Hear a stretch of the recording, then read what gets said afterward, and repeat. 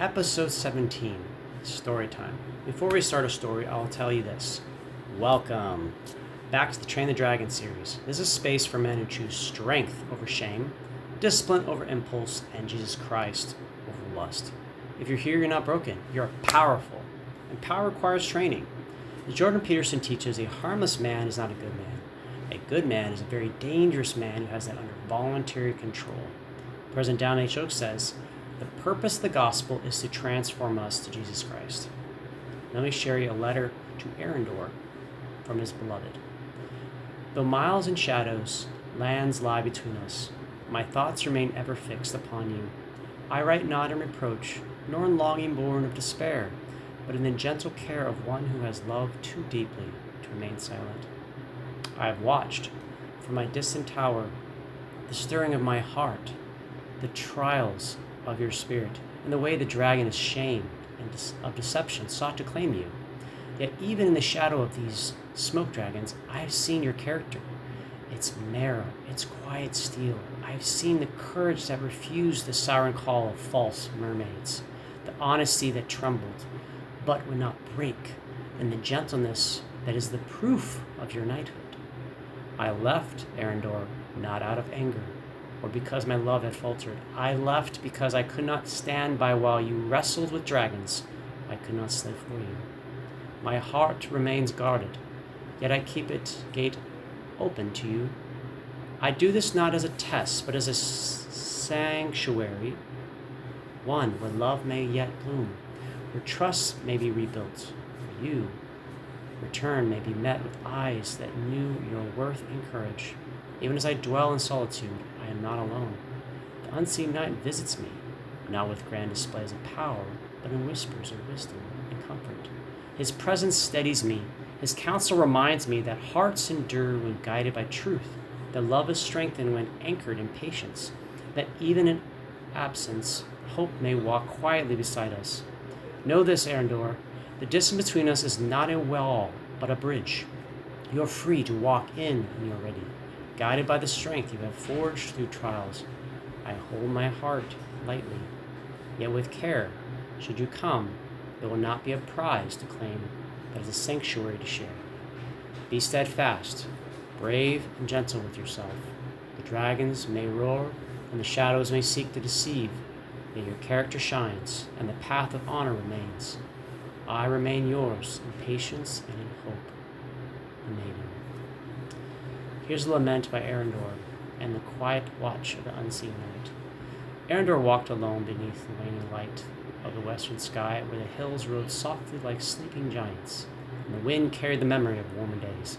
The path he trod was one he knew well, though now it felt altered, as if the earth itself mourned beside him. Once he had walked this road with her.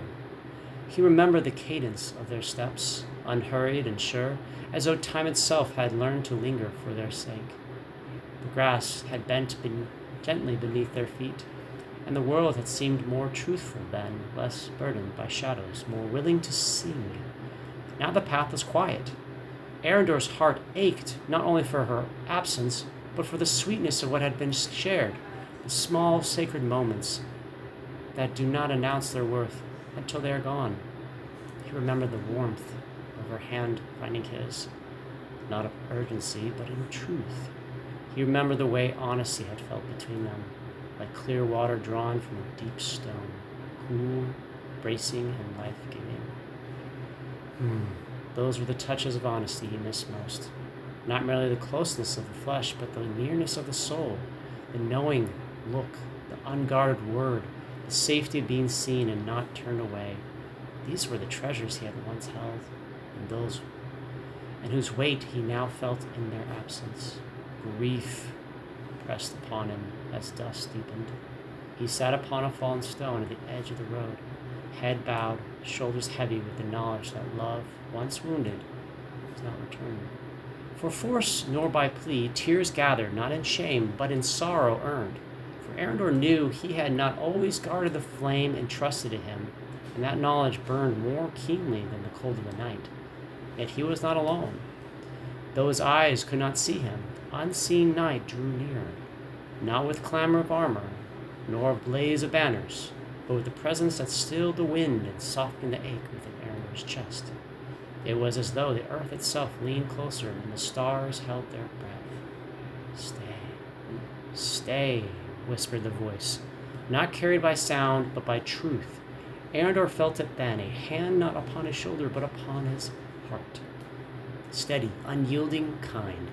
The unseen knight did not scold him, nor did he rush to mend what must be healed. Instead, he kept watch, and in that watchfulness was comfort.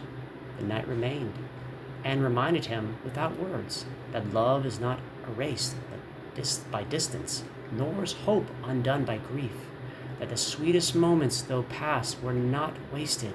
They had shaped him. They had taught him what kind of man he was called to become. Arendor lifted his gaze. Above him, the first stars had emerged, small, steadfast lights, patient in their shining. He remembered then that even in the longest nights, dawn does not forget its promise. He rose slowly and resumed his walk. The road ached behind him, uncertain, and his heart still carried its sorrow. But beneath the ache, something stronger had taken root. Resolve, tempered by humility. Hope, carried not as demand, but as offering. For the unseen knight walked with him still, and though Arendor did not yet know when, or if the path would lead him again to the one he loved, he knew this: he would walk it more honestly now, more gently, more awake, and that the knight knew was the beginning of healing. The vigil of the maiden beyond the hills, far from the western road, where Arendor walked beneath the deepening sky, the maiden kept her vigil in a high place of stone and quiet, her dwelling stone upon the edge of another region, where white walls caught in the moonlight, and the wind spoke softly through narrow arches. From there she could see him, nor hear his steps, but her heart, bounded by love, once sworn, felt the turning of that same exact night. She stood at the window long after lamps were lit. The world beyond her walls lay hushed, wrapped in silver shadows. Hills rose and fell like memories, some gentle, some sharp with loss. She pressed her hand against the cool stone, steadying herself, for though she had chosen distance, the choosing had not come without cost. She had not left in anger. She had left in love.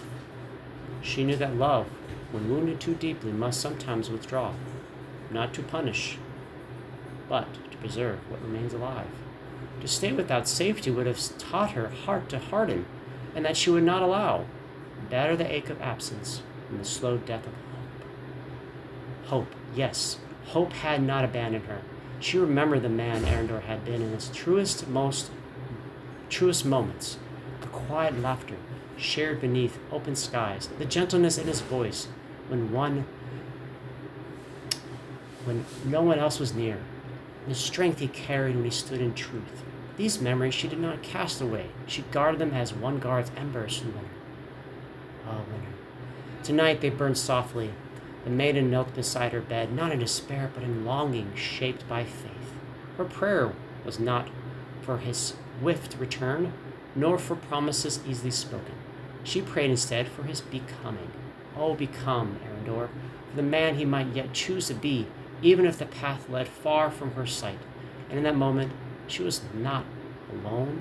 The unseen knight came to her as well, not in vision nor in voice, but as a presence that wrapped around her sorrow like a mantle.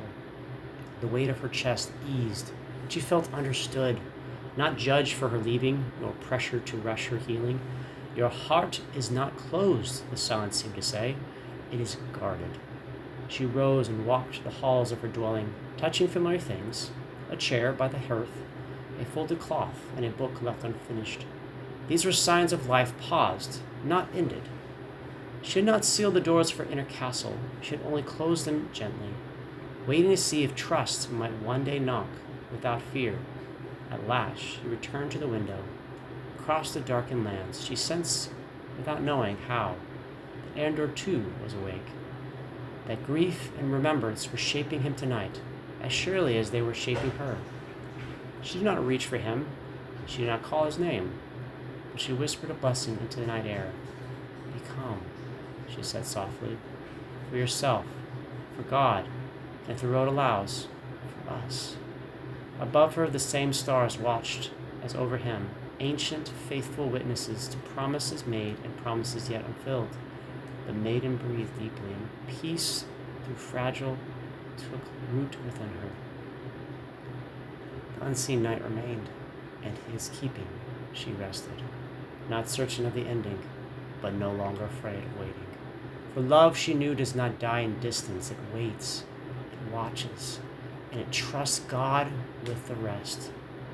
And that's why we train the dragon. And that's why we're here.